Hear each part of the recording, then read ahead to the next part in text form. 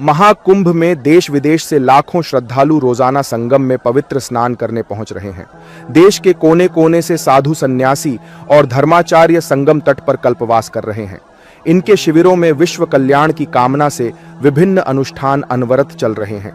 मिश्री मठ के मठाधिपति करौली शंकर महादेव का भी यहाँ शिविर लगा हुआ है। यहाँ हर दिन संकल्प के साथ 15 घंटे अनुष्ठान चलता है। दूर दूर से भक्त यहाँ अनुष्ठान कराने पहुंच रहे हैं। करौली शंकर महादेव ने महाकुंभ के महात्म्य, सनातन संस्कृति और चमत्कारों पर बात की है। साथ ही महाकुंभ और सनातन पर सवाल उठा रहे लोगों को भी करारा जवाब दिया है। उन्होंने कहा है कि महाकुंभ की व्यवस्था अद्वितीय, अद्भुत और कल्पना से परे है। लेकिन अगर महाकुंभ की बात करें, ये पूर्ण महाकुंभ व्यवस्था अद्वितीय, अद्भुत और कल्पना से परे व्यवस्थाएं हैं। जो यहाँ एक वातावरण है, अभय का वातावरण है, निश्चिंतता का वातावरण है, स्वच्छता है। और इस पूरे वातावरण में एक जो आध्यात्मिक एक अलौकिक छटा दिखाई दे रही है, वो इसलिए भी कि जो हमारे संतों का, हमारे गुरुओं का, गुरु परंपराओं का यहाँ पर होना है, उनकी भी अपनी एक आभा है। तो इस पूर्ण महाकुंभ में पूरे विश्व का व्यक्ति जो इस सनातन परंपरा को जानता है, पहचानता है, वो आना ही चाहता है। क्योंकि हर व्यक्ति ये जानता है कि वहां जाएंगे तो जो महात्मा है और गुरु हैं, तमाम संत हैं, उनके साथ मिलन होगा और कुछ रास्ता निकलेगा जीने का।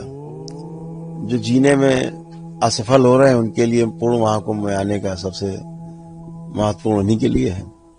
जो श्रद्धालु हैं वो सोच लेते हैं कि स्नान करके हमें पुण्य मिल जा रहा है। तो दोनों तरह के लोग हैं, जो जिंदा रहने के लिए भी और जो जीने के लिए दोनों प्रयास कर रहे हैं, दोनों तरह के लोग आते हैं। तो इस पूर्ण महाकुंभ में मैं कहता हूं कि सभी का स्वागत है और हर एक व्यक्ति आना चाहता है। इस बार का पूर्ण महाकुंभ इस मामले में और भी ज्यादा अद्वितीय है कि इसका प्रचार प्रसार इतना ज्यादा हो गया है कि गली गली, घर घर में सो रहे और हर घर का हर व्यक्ति आना चाहता है। फिर कहते हैं भाई एक आदमी रुक जाओ, बाकी लोग चले चले, कौन रुकेगा, इस पे झगड़ा है। तो ये जो व्यवस्था है, उस व्यवस्था को देख करके लोग आकर्षित हो रहे हैं कि हम वहां जाएंगे तो सुरक्षित है। तो यही कहना चाहेंगे कि इस पूर्ण महाकुंभ में सबका स्वागत है और ज्यादा से ज्यादा लोगों को आना भी चाहिए इस महाकुंभ की नगरी में और यहाँ आकर के अपने को स्वच्छता पे ध्यान देना चाहिए। शारीरिक स्वच्छता हो, चाहे मानसिक हो, चाहे आध्यात्मिक स्वच्छता हो। करौली शंकर महादेव कहते हैं कि जिस ग्रह नक्षत्र में महाकुंभ का आयोजन होता है, वह अद्भुत संयोग होता है। उस दौरान सूक्ष्म जगत की आभा अद्भुत होती है। उस आभा में जो कोई आता है, जरूरी नहीं कि वह गंगा स्नान ही करे, उसे लाभ जरूर प्राप्त होता है। प्रतिष्ठा तो पौराणिक काल से है इसका। और इस जो जिस ग्रह नक्षत्र में इस ये महाकुंभ का आयोजन होता है, वो अद्भुत संयोग होता है। उन ग्रह नक्षत्रों के संयोग में एक स्थान पे एकत्रित होने के कारण इस त्रिवेणी के तट पर जो सूक्ष्म जगत का जो एक ऑरा है, एक व्यवस्था है, वो अद्भुत होता है। उस ऑरा में जो व्यक्ति भी आता है, आवश्यक नहीं कि गंगा स्नान ही करे, जो व्यक्ति भी आता है या मानसिक रूप से भी जुड़ता है इस ऑरा से, तो उसको लाभ प्राप्त होता है। इसकी बहुत अद्भुत रचना है सूक्ष्म जगत में। उसी वजह से सूक्ष्म जगत में उसका ड्राइंग डिजाइन बना हुआ है, इसीलिए स्थूल जगत में होता है। वो तो हर बार होता है, चमत्कार नहीं, नियम है। हम लोग चमत्कार मान लेते हैं कि पहले ऐसा हुआ नहीं, अब हो रहा है, सामने हो रहा है, देखा नहीं, हो रहा है। तो ये चमत्कार नहीं, ये नियम है कि जब हम ग्रह नक्षत्रों के विशेष संयोग में, विशेष रूप से, विशेष मुहूर्त में हम स्नान करते हैं तो हमें उसका विशेष फल मिलता है। तो वही आयोजन है पूर्ण महाकुंभ। इस महाकुंभ में कौन सा चमत्कारी मंत्र देने जा रहे हैं? इस सवाल के जवाब में करौली शंकर महादेव कहते हैं कि सबसे बड़ा चमत्कारी मंत्र है स्वयं को जानना। सबसे बड़ा चमत्कारी मंत्र है जिसके लिए लोग यहाँ आना चाहते हैं, स्वयं को जानना। व्यक्ति स्वयं को अगर जान ले, समझ ले, तो फिर कुछ बचता नहीं है। अपने को जान लिया, फिर मॉडल है वो। फिर प्रत्येक व्यक्ति में वही चाहिए, वही समझदारी विकसित होनी चाहिए, जो स्वयं में विकसित हुई है। तो जो आदमी जान लेता है दूसरों को जनाने का प्रयास करता है। तो इस अद्भुत इस महाकुंभ में यही चमत्कार है कि आप आए, अपना घड़ा खाली लेकर के आए, जो तमाम विकार भरे हुए हैं आपके मस्तिष्क में, उन मस्तिष्क में आपके जो विकार हैं उनको आप छोड़ करके, किनारे करके और यहाँ पर आए और इस महाकुंभ में जो अमृत बट रहा है, अमृत छलक रहा है, वो अपने इस मस्तिष्क में उसकी कुछ बूंदें डाल के ले जाए। शुद्ध विचार, पवित्र विचार, धार्मिक विचार, आध्यात्मिक विचार अपने साथ ले जाएं और अपने में फैलाएं, परिवार में फैलाएं, पूरे समाज में फैलाएं, उसको पूरी सृष्टि में फैलाएं। तो आनंद हो, जैसे हम यहाँ आनंद ले रहे हैं, पूरी सृष्टि में हर व्यक्ति आनंद ले, कण कण में आनंद हो। यही चमत्कार होगा और क्या है। करौली शंकर महादेव कहते हैं कि सनातन संस्कृति पूरे विश्व में आकर्षण का केंद्र है, इसकी अपनी गरिमा है। हमारा तो नारा ही वसुधैव कुटुंबकम है। पूरे विश्व में एक हिंदू संस्कृति ऐसी है, सनातन धर्म जिसे कह लेते हैं, कि पूरे विश्व में आकर्षण का केंद्र है। इस की गरिमा है अपनी, इस धर्म की विशेष गरिमा है। और हमारे सबसे पहले स्लोगन में ऊपर रहता है कि वसुधैव कुटुंबकम, यानी पूरे विश्व के लिए है। यह वह धर्म है जो पूरे विश्व के लिए है, क्योंकि यह सनातन धर्म है। सनातन का अर्थ ही है कि जो 5 तत्व हैं, जो सदा से थे, हैं और सदा रहेंगे। तो वह जो व्यवस्था है, व्यवस्था को समझना है, व्यवस्था को समझ करके व्यवस्था में जीना है। ऐसा करने से फिर सुख अंदर पैदा ही होता है और उस सुख की निरंतरता भी होती है, जिसे हम आनंद कहते हैं। तो उस आनंद को लूटने के लिए ये एक व्यवस्था है सनातन धर्म में। तो ये आनंद हर व्यक्ति लूटना चाहता है, पूरे विश्व का प्रत्येक मानव लूटना चाहता है। इसलिए वो इस पूर्ण महाकुंभ की ओर ही नहीं, इस देश की ओर इसीलिए आकर्षित होता है कि यहाँ पर हिंदू सनातन संस्कृति का आज भी बोलबाला है।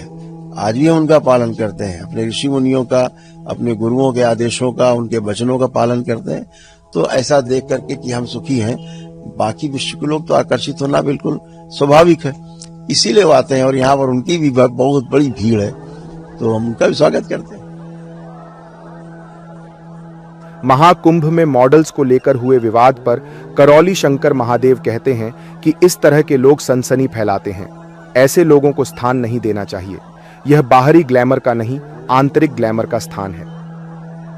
अभी कुछ मित्र थे, पत्रकार मित्र आए थे, तो तब भी हमने ये बात कही थी कि एक बड़ा वर्ग है जो उबा हुआ है, परेशान है, बहुत परेशान है, जी नहीं पा रहा है। जिंदा तो है और वैभव बहुत है, लेकिन जीना उसको नहीं आता है, जिया कैसे जाए।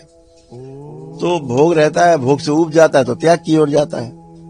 कुछ दिन यहाँ रहेगा, त्याग से उब जाएगा, फिर भोग की ओर चला जाएगा, फिर वहां उबेगा, फिर त्याग में चला आएगा। ये उसका झूला त्याग और भोग का चलता ही रहेगा। ये जो स्वयं को व्यक्ति समझ लेता है तो त्याग और भोग दोनों से बचता है। फिर जो सदुपयोग है उसकी ओर जाता है।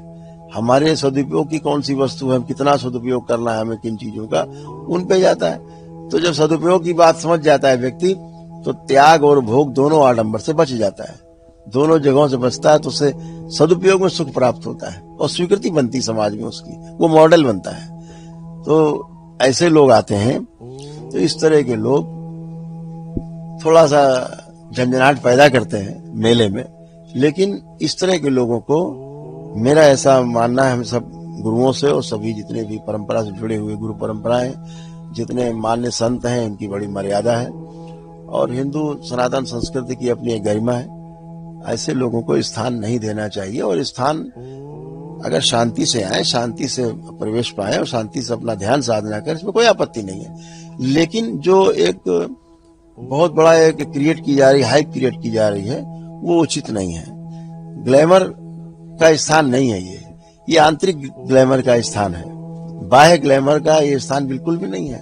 तो कुछ लोग ऐसे हैं साधु संत जो अपने को महिमा मंडित करने के लिए इस प्रकार के लोगों को प्रश्रय देते हैं और उनको बहुप्रचारित करते हैं। इनसे बचना चाहिए मुझे लगता है। अब ये उनका अपना विषय है, ये उनको सोचना चाहिए था कि इस पर कभी अच्छा, देखिए क्या है, गुरुओं का जो आचरण है वही लोगों में जाएगा। अब एक कोई बड़ा संत ऐसा करता है, छोटे लोग ऐसे करने लगेंगे, तो एक संदेश अच्छा नहीं जाएगा। तो मुझे लगता है कि इन चीजों से स्वयं ही बचना चाहिए। क्या महाकुंभ में स्नान न करने वालों का अनिष्ट होगा? इस सवाल के जवाब में वे मुस्कुराकर कहते हैं कि सनातन संस्कृति में बुरा सोचने तक का भोग है। जब आप अच्छा सोचते हैं, उसका फल भी मिलता है। नहीं, बिल्कुल नहीं। इस हिंदू सनातन संस्कृति में कहा गया है कर्म 9 प्रकार के होते हैं, उसमें 6 विशेष हैं, मनसा वाचा कर्मणा और कीर्तिकारित अनुमोदित। उनमें 3 और विशेष हैं। वो है मनसा वाचा कर्मणा, मन में सोचा गया, बोला गया और किया गया, मनसा वाचा कर्मणा। इन तीनों के भोग मिलते हैं। वो सही भोग हो, आपने उस भोग को सही मायने में ले जाए, गलत मायने में ले जाए, अच्छा है बुरा दोनों भोग भोगने होते हैं। तो इस हिंदू सनातन संस्कृति में जब हम बुरा सोचते हैं तो बुरे का भोग है, सोचने तक का भोग है।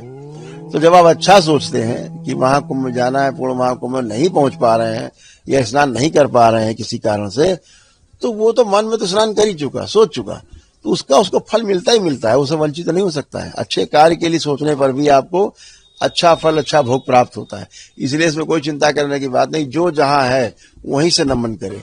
जो जहां है व्यवस्था में भाग लेकर के स्नान करने पहुंच पा रहा तो भी ठीक, स्नान नहीं करने पा रहा, जहां 2 लोटा जल मिल जाए वहीं ठीक। अपने घर में ही 2 लोटा जल डाल के हर हर गंगे बोल करके, त्रिवेणी को प्रणाम करके, पूर्ण महाकुंभ को ध्यान करके, ऋषि मुनियों साधु संतों को, अपने गुरुओं को ध्यान करके स्नान कर लेगा, उसको भी इसी पूर्ण महाकुंभ में आने का पुण्य प्राप्त होगा। इससे कतई भयभीत होने की आवश्यकता नहीं है। प्रफुल्लित रहना है, सबको आनंद करना है। सनातन धर्म पर टिप्पणी करने वालों के बारे में शंकर महादेव ने कहा कि हमें छोटी लकीर को छुए बिना अपनी लकीर को बड़ा कर लेना है। ऐसे अराजक तत्वों से निपटने का काम सरकार का है और मौजूदा सरकार इसमें सक्षम है। सनातनी तो सब है ही। हम तो कहेंगे जितने भी मजहब, पंथ, संप्रदाय हैं, सभी सब सनातनी हैं। वो हवा पानी से अपने को अलग नहीं कर सकते, तो वो सब सनातनी हैं। वो सनातन व्यवस्था में जीते हैं। जहां तक देखा जाए कि जो एकता वाली बात है, तो वो जरूर कुछ लोग पॉलिटिकल चश्मा लगा लेते हैं, तो उस दृष्टि से लोग अपनी बात करने लगते हैं। लेकिन उनके अंदर रहता सनातन ही है। बात तो कुछ भी करें, वो एक सम्मान रहता ही रहता है सनातन के प्रति। तो जो इस तरह से आप जो चर्चा कर रहे हैं, जो इस बार देखने में आया है कि बहुत एकता दिखाई गई है, वो एकता दिखाई नहीं गई है, ये अंदर की बात है, ये अवसर की बात है कि ऐसा अवसर हुआ है कि दोनों प्रदेशों में, प्रदेश में भी और देश में भी, जो सरकार है वो सनातन के प्रति समर्पित है, इस संस्कृति के प्रति समर्पित है, उनकी रक्षा के लिए कृत संकल्प है। तो इसलिए और ज्यादा उछाल है, और ज्यादा थोड़ा सा उबाल है। और मुझे लगता है ये वो क्षण है जब बहुत ही गंभीरता पूर्वक, बहुत ही शांति से हमें इस क्षण को अपने में जीना है। क्योंकि हमारी संस्कृति जो है ना, वो सहिष्णु संस्कृति है, पालने वाली, पोषण करने वाली संस्कृति है। ये विद्रोह की संस्कृति नहीं है। ये संस्कृति उठापटक, मारकूट और वो संस्कृति नहीं कि पिता को मार करके गद्दी में बैठ गए, है ना, ये वाली संस्कृति नहीं है। ये संस्कृति है कि अपने भाई के लिए 14 वर्ष तक उन्होंने इंतजार किया, खड़ाऊ रख करके सिंहासन पे, और अपने भाई के नाम पर जो है शासन चलाया। ये वो संस्कृति है जो अपने परिवार के लिए, पिता के लिए अपना सर्वस्व न्यौछावर कर देते हैं, बुढ़ापा ले लिया और जवानी अपनी दे दी। ये वो संस्कृति है।